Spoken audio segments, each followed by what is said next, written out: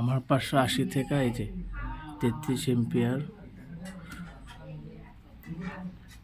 Ampere আসতেছে।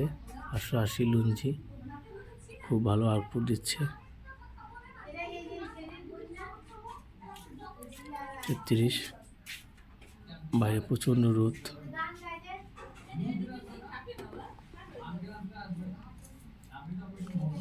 এখন একটু কমতেছে 32।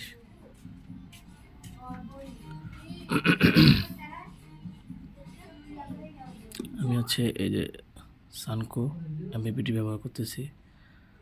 আমার সেটআপটা এরকম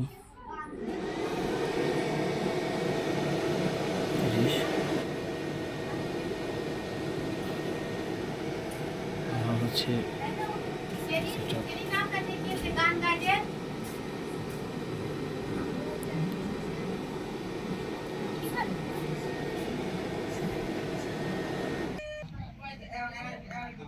আমি হচ্ছে 580 দিয়ে লুঞ্জি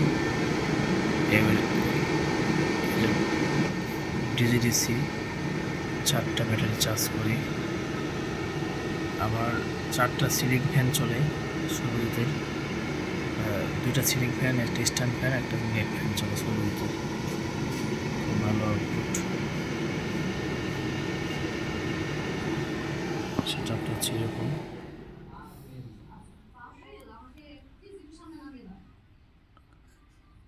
এখন আবার একটু কমে আসছে। একটু প্যানেলটা দেখাবো উপরে গিয়ে।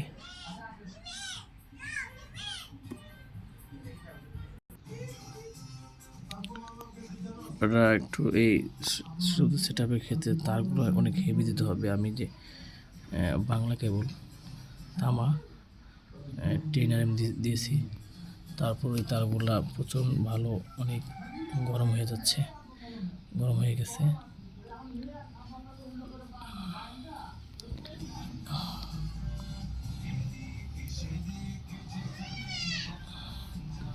আমি যে ব্যাটারিতে 10 দিয়েছি, কালকে এগুলো চেঞ্জ করছি।